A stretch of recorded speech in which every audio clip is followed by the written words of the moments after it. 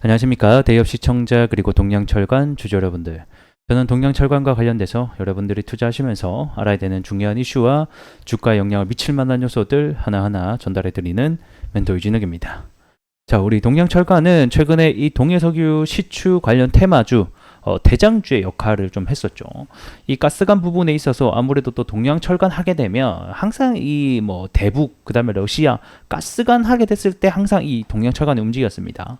그래서 향후에 이 석유 수출을 하고 나서 가스를 캐고 나서 옮길 때 결국 가스관, 파이프라인, 관관이 필요하다 보니까 그게 동양철관께 쓰여질 수 있다라는 기대감 때문에 현재 관련주로 엮여 있는 상황이고, 어제 이제 동양철관이 잠깐 반등을 했습니다. 그거에 대한 상승 이유와 해당 관련돼서 뭐 시추 위치가 확정됐다 이런 얘기들도 또 돌아가지고 이게 진실인지 거짓인지, 그리고 향후에 또 우리가 봐야 되는 재료들이 일정들이 무엇이 남아 있는지도 좀 전반적으로 체크해 보도록 하겠고요. 이제 기술적 분석으로 들어가서 현재 주가가 계속 하락을 하고 있는데 저는 이 시비 물량 때문이라고 생각을 합니다. 그래서 계속 나오는 시비 물량 참 미치겠는데 어떻게 봐야 되는지도 전반적으로 얘기 나눠보도록 하겠습니다. 자, 우리 석유 시추 관련주들이 한 차례 어제였죠. 대거 상승이 좀 반등이 나오긴 했었는데 왜 상승이 나왔는가 이유를 좀 함께 살펴보도록 하겠습니다. 어제 이제 장중에 이 동해 심해 가스전 관련돼서 제가 7월 달에 어떤 일정이 있다라고 말씀드렸었죠.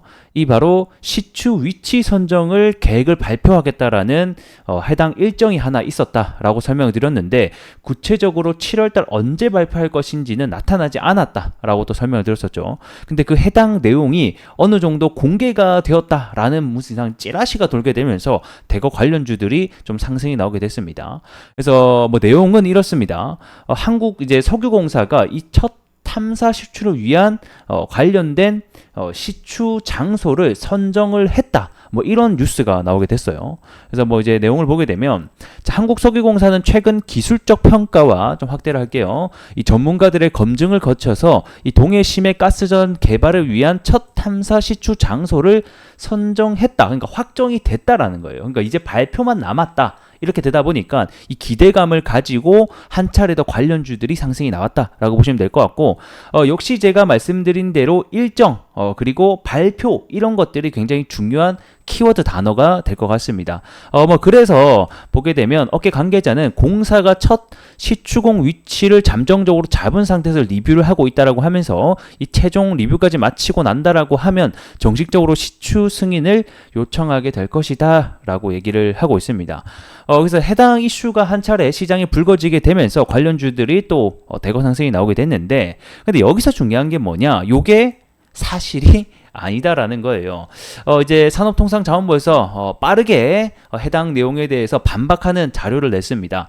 자, 동해 심해 가스전 첫 시추지는 결정된 바가 없다라고 하게 되면서 방금 본 뉴스 있죠. 이런 대왕고래가 낙점이 됐다라는 이런 시추지로 낙점이 됐다. 뭐 이런 뉴스들 관련해서는 전혀 결정된 바가 없다. 그러니까 사실이 아니다라고 얘기를 하면서 해당 시추지를 선정하기 위해서는 최소 30일 전에 세부 계획과 관련돼서 최종 승인을 받아야 되는데 아직까지 계획을 수립하고 있는 단계지 승인을 받거나 뭐 어떤 위치가 선정된 바는 전혀 없다라고 반박 자료를 내게 되면서 어제 이제 관련주들이 대거 상승이 나왔다가 또 빠지는 일들이 한 차례 있었습니다. 자, 그러면 여전히 남아있는 일정들에 대해서 또 살펴보도록 하겠습니다. 방금 설명드렸던 7월달 위치 선정 관련돼서 아직까지는 정확하게 구체적 일정이 잡히진 않았지만 뭐 조만간 발표가 되겠죠. 아무래도 뭐 7월 말이라던가 그 다음에 뭐 8월 초, 일단은 7월달에 위치 선정이 있긴 하지만 이 정부의 계획이라는 게 항상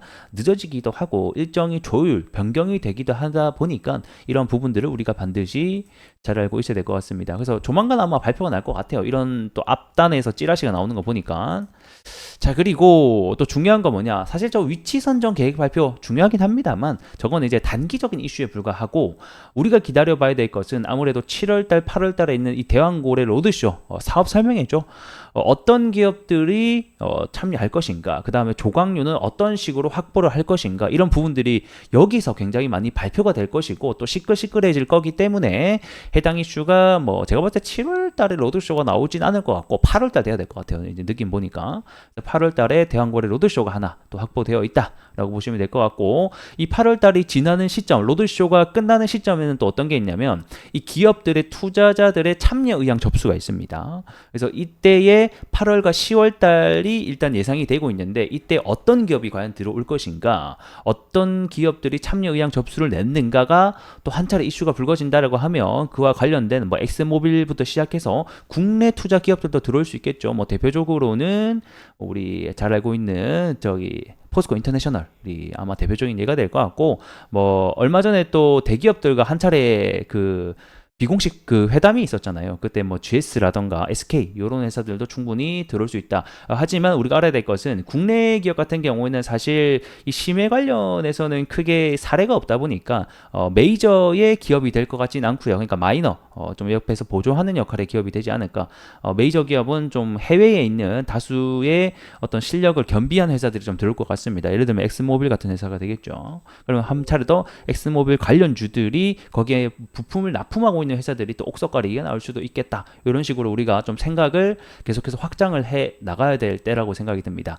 자, 그리고 이어서 또 뭐가 있냐? 10월 달에는 이 투자자 의향 접수가 끝나고 나면 우선 협상자 대상 선정이 있습니다. 말 그대로 이제 많은 기업들이 내가 들어갈게 하면 거기서 협상자를 대상자를 선정하게 되면 요때부터는 이제 진짜 옥석가리기, 그리고 우선 협상자 대상자가 선정된 기업 관련돼서 좀 올라갈 확률이 좀 되고 있지 않을까, 이런 또 생각이 들고요. 또 11월과 12월 달에는 이 시추가 본격적으로 또 시작하는 달이기도 하죠. 그래서 올해 말에 이렇게 되어 있고, 내년 3월 달에는 이 시추 결과가 또 발표가 있기 때문에 뭐 일정들은 꽉꽉꽉 차 있는 상태다 라고 보시면 될 것 같습니다.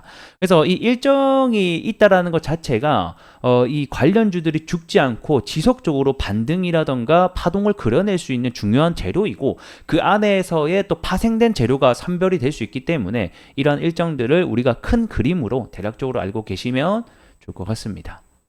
차트 함께 보도록 하겠습니다. 어제 해당 이슈로 이제 주가가 10% 정도 반등이 나왔다가 종가는 1%로 더 빠지면서 마감을 했고요. 오늘 또 반등이 나오고 있긴 한데 뭐 크게 유의미한 반등은 아니라고 보고 있습니다. 그리고 이제 제가 한 차례 설명을 드렸던 게, 전환사채가 1600만 주가 발행이 되고 나서 추가 상장을 한다라는 소식이 들려오고 나서 이 갭 부분을 아마 메꿔줄 거다, 이렇게 또 설명을 드렸었는데, 이제 이 갭 부분을 한 차례 메꿔줬기 때문에 이 상한가 처음 시작했던 종가 가격을 웬만해서는 안 깨주는 게 가장 좋습니다. 이제 여기를 깨고 하락 아래쪽으로 들어간다 이러면 이제는 좀 되돌아가는 게 시간이 굉장히 오래 걸릴 수도 있고, 이 위에 뚫어야 되는 매물대가 상당히 많기 때문에 좀 힘든 부분들이 많이 존재한다, 이렇게 보시면 될 것 같아요. 그래서 일단 우리가 봐야 되는 것은 웬만하면 3일 전에 지켜줬던 저점을 좀 지켜주면서 다시 한 번 더 심리선은 21선을 뚫고 이 저항선 부분까지 일단 주가가 올라가는지 여부를 좀 체크를 해봐야 될 것 같습니다. 향후의 일정 관련해서는 방금도 말씀드렸다시피 많이 남아있지만, 사실 동양철관에게 가장 현재 문제가 되는 것이 12물량입니다.